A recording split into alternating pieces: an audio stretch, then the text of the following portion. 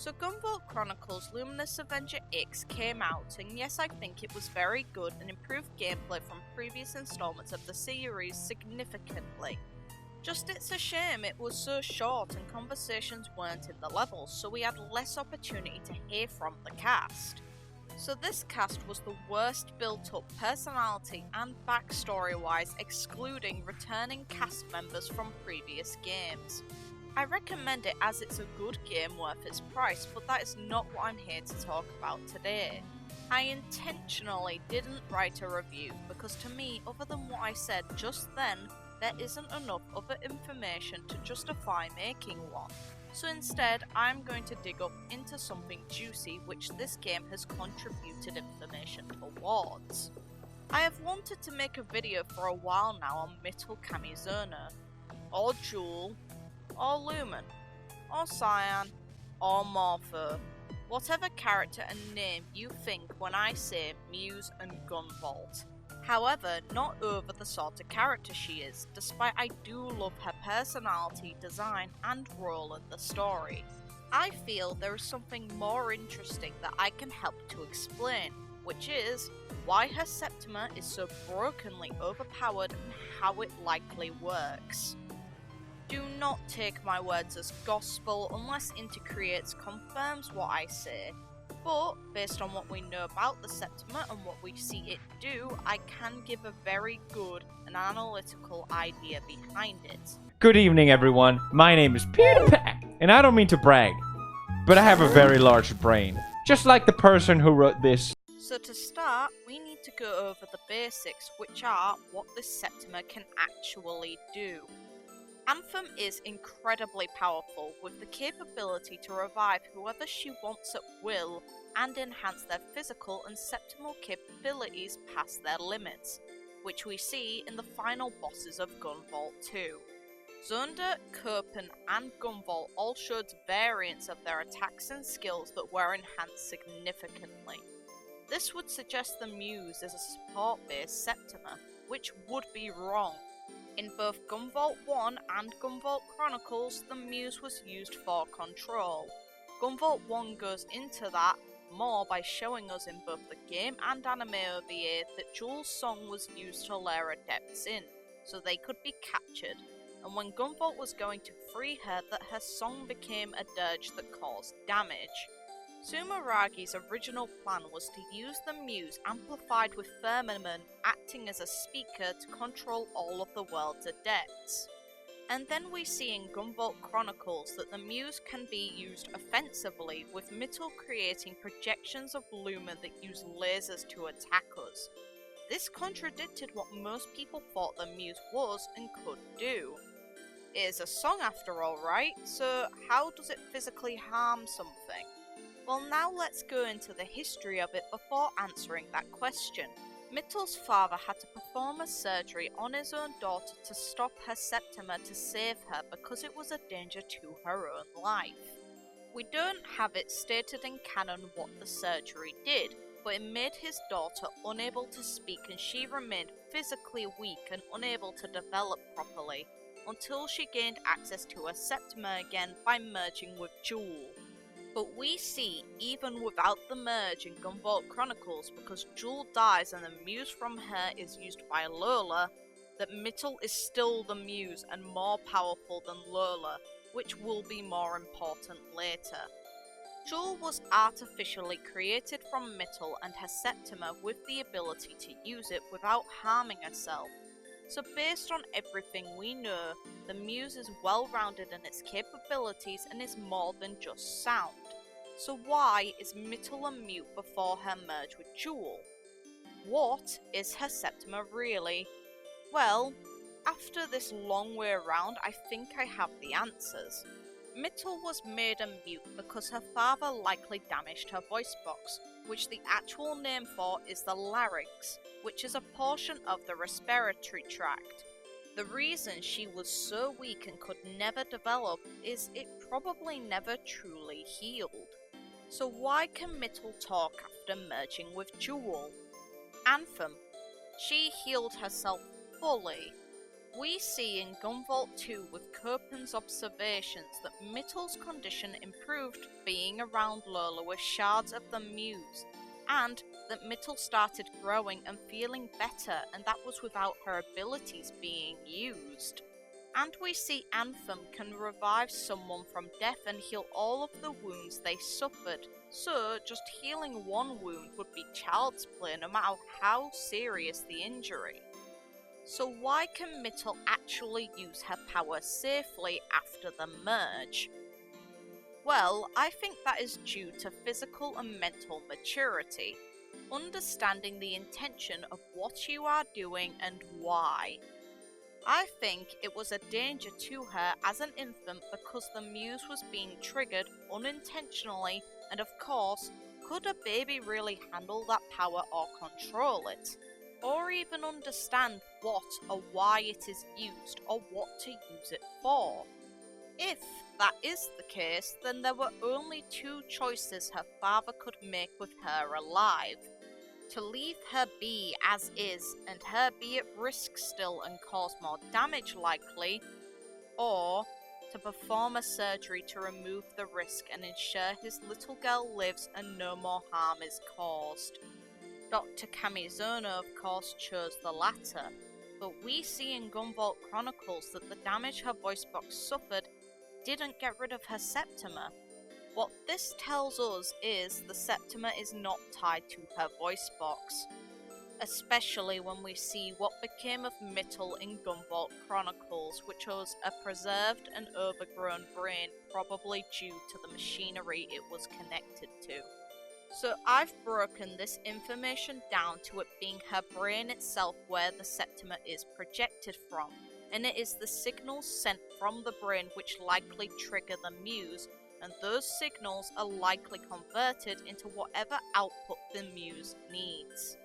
This idea makes sense of why the Azure Striker, which is a Septima that can control all forms of electricity, can negate projections created by the Muse, because the signals transmitted from the brain through the nerves are chemical and electrical through the cells.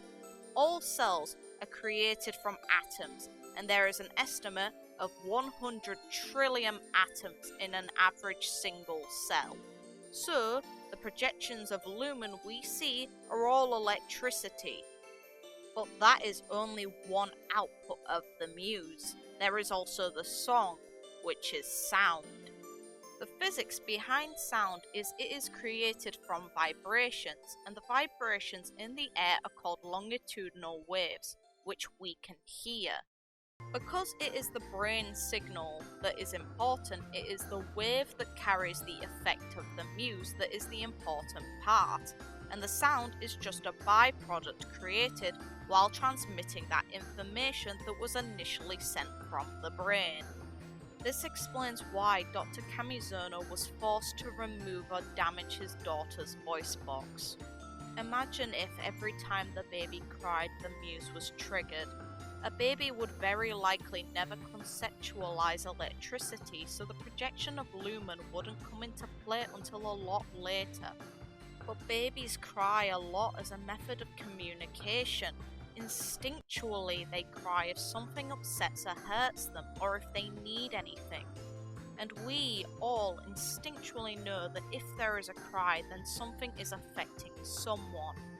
So Mittal's attempts to communicate as an infant were unintentionally causing damage or affecting others with subliminal control, without her aiming for either thing to happen. There would be two concepts of how to stop this from happening, which are either to stop the signal being created, or to stop the way the signal is being outputted. Imagine Mittal's brain being a stereo, and her voice box being a speaker connected to it. There is no point to break the stereo, is there? You would just remove the speaker unless it was the stereo that was damaged. But unlike a stereo, you cannot freely tamper with the human brain and it work as well as it ever did, and you cannot just replace parts. That would cause very serious, permanent damage which would make a person enfeebled and reliant on others to live or they would likely die if left to their own devices. So her father got rid of her speakers so his daughter couldn't output the signals anymore, so she and everyone around her were safe. So she had no way to output the signals aside from if she recovered, or was set up to some kind of machine which could do something like that, which is where Gunvolt Chronicles' appearance of Mittal comes into play.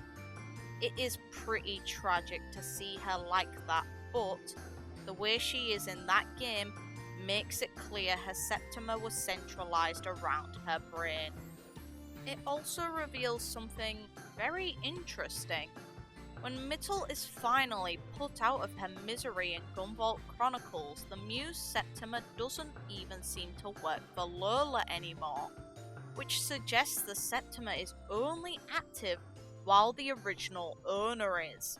So, with Mittal gone, so is the Muse. Now you should be able to put into perspective why she had to be preserved somehow by Asimov to keep utilizing the Muse. But all of this information should show the power that the Muse actually has and why poor Mittal cannot have an ordinary life. In reality, there have been plenty of urban myths about things the Muse could actually accomplish. And here we have all those things put together, put on steroids as an ability. Currently, subliminal messaging is on any form of media to push a thought into people's heads, which can be seen when specific brands have items hidden in the background of scenes. Then we have the ideas of hypnotism, which intrigues some people. And we have someone here who can accomplish all of those things in a way while having offensive capabilities to defend herself, the ability to enhance others' capabilities, and the talent, with singing, to have herself be put in the limelight so her power can be utilized on a large scale. Imagine a worldwide broadcast of her tour. Anyone who sees that broadcast or even hears it in a background would be afflicted by the Muse, because that means the signal has still reached them because of the longitudinal waves did. That shows how broken this ability is, and the main ways you have to counter it are to damage or kill Mittal. You can use electricity on the projections of Lumen, but she can just create more. You can counter the song by going in areas that have limited particles so vibrations do not transmit effectively, like space, or where longitudinal waves are interfered with, like underwater, but anywhere else is viable for her to use the Muse. So like I said, the main counter is to damage Mittal, but most won't because they want to make use of that power. So the alternatives the enemies in the game have so far used is controlling her by force. Sumeragi had Jewel hooked up to a machine and made her Project Muse in Gunvolt 1. Asimov hooked Mittal up to a machine in Gunvolt Chronicles to make use of her Septima.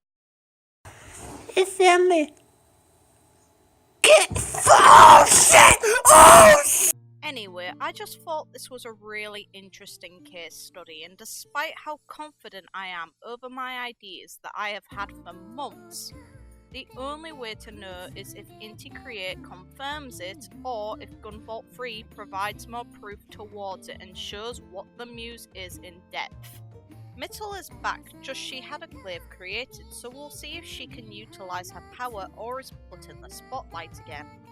I personally hope so, and her and Gunvolt reunite, and she sees her brother again as well. Thank you all for watching this video everyone, even though it was shorter than my usual discussion dive videos. I did aim to get the Fire Emblem Three Houses video out, but for those of you who are not on the Discord, then you wouldn't have heard until now that there was an issue with the file because my computer crashed and the document was open during the crash. When I reloaded the laptop, the file was gone, so I need to rewrite around about 6,000 to 6,500 words worth of work. so it should be out next month as long as no more screw-ups like that happen again. If you enjoyed, I would appreciate if you would like and subscribe since it helps the community grow, and I would love to see what you think in the comments. There is also a community Discord linked in both the description of this video and on my channel page, so if you want to be involved with everyone else in a chill environment, then you know where to go. Follow me on Twitter if you want to see random stuff I like or updates about things I see or do from time to time. Currently on the channel, I am streaming AI The Somnium Files, but by the time I finish it, I should be on to Pokemon Sword and Shield in November. For that Let's Play series, I will be playing through all of Sword on stream, but I will stream the sections that are exclusive in Shield, such as the gym leaders and probably events involving the legendary. I also have plans to Let's Play Okami, Phoenix Wright, and The Legend of Zelda in the future, so if any of those are your cup of tea, then hopefully you will stick around on the channel. Until next time, I will catch you later. Take care everyone.